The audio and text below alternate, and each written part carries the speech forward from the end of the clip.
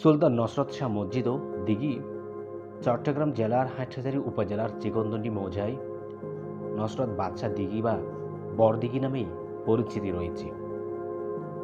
একটি বড় জলধারের দক্ষিণ পূর্ব কোণেই মধ্যযুগীয় একটি মসজিদের স্থলেই 1988 সালে একটি আধুনিক মসজিদ নির্মাণ করা হয়। নতুন মসজিদের ভিত্তি তৈরির সময় সেখানে বেলে পাথরের কিছু স্থাপত্যিক উপকরণ পাওয়া যায়। চট্টগ্রামের হাটহাজারী উপজেলার চিকনদন্ডি মৌজায় অবস্থিত ঐতিহাসিক সুলতান নসরত শাহ মসজিদ ও দিঘি। এই দিঘিটি খনন করেছিলেন স্থানীয় জনশ্রুতি অনুযায়ী আলাউদ্দিন হোসেন শাহের পুত্র সুলতান নসরত শাহ। 1988 সালে যখন এই মসজিদ সংস্কার করার জন্য খনন করা হয়, তখন সেখানেই কিছু শিলালিপি ও পোড়ামাটি পাওয়া যায়। কয়েকটা শিলালিপি চট্টগ্রাম বিশ্ববিদ্যালয়ে গবেষণার কাজে নিয়ে যাওয়া হয়। দুইটা শিলালিপি মসজিদের উত্তর পাশেই গ্লাসের বেষ্টনীতেই ঘিরে রাখা হয়েছে।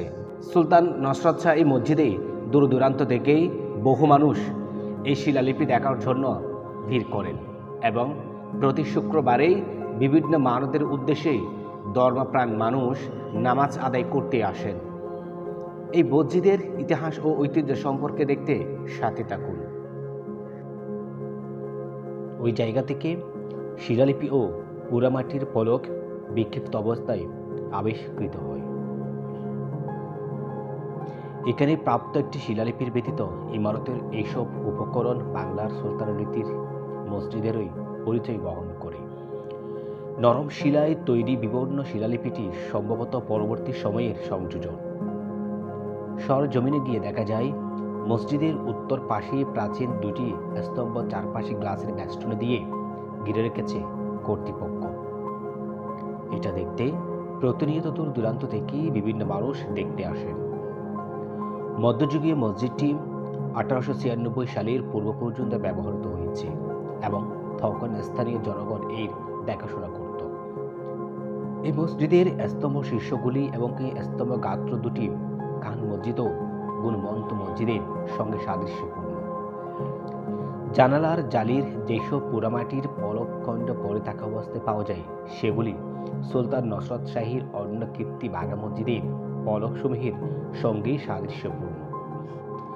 এছাড়াও মসজিদটি ব্যাপকভাবেই পোড়ামাটির পলকে অলঙ্কৃত ছিল। এই স্থানের ধ্বংসাবশেষে হোসেন শাহীর রীতিতে তৈরি 6 গম্বুজ বিশিষ্ট একটি মসজিদের নকশা পুনর্গঠন করা যায়। এর পাশাতে 3টি প্রবেশপথ এবং এগুলির বরাবর পশ্চিমে কিবলা দেওয়ালে 3টি মেহরাব ছিল। মসজিদের অভ্যন্তরভাগ দুটি আইল ও 3টি বেইতে বিভক্ত ছিল। মসজিদের পাশেই অবস্থিত দিঘিটি সুলতানি আমলেই খননকৃত চট্টগ্রামের বৃহৎ দিঘিগুলির মধ্যেই একটি। দিঘিটি 45.88 একর জমির উপর খনন করা হয়েছে। স্থানীয় জনশ্রুতি অনুযায়ী আলাউদ্দিন হোসেন শাহীর পুত্র যুবরাজ নসরত শাহ এই দিঘি খনন করেন এবং মসজিদটি নির্মাণ করেন। চট্টগ্রাম থেকে আরাকান দস্যুদের বিতাড়িত করার অভিযানে যুবরাজ নসরত শাহকে গৌড় থেকে এখানে প্রেরণ করা হয়েছিল। তার বিজয়কে স্মরণীয় করে রাখার জন্য যুবরাজ চট্টগ্রামের নাম দিয়েছিলেন ফতেহাবাদ। চিকনদন্ডি মৌজায় মসজিদ সংলগ্ন গ্রাম ফতেহাবাদ এখনও এই নামের ঐতিহ্য বহন করে আছে।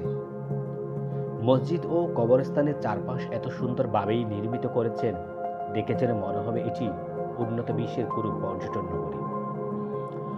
দূর দূরান্ত থেকেই প্রতি শুক্রবারেই অনেক মুসল্লি এখানে বিভিন্ন মানতের উদ্দেশ্যে নামাজ আদায় করতে আসেন। তবে এই মহান মনীষীর উছিলায় সকলের পরিয়াত মহান রবের দরবারে কবুল হয় বলে জনশ্রুতি রয়েছে। মসজিদের বাইরে ও ভিতরে পিলারগুলো কারুকাজে সজ্জিত করেছেন। ভিতরে প্রবেশ করলেই বোঝা যায় এটি আরব দেশের কোন মসজিদ।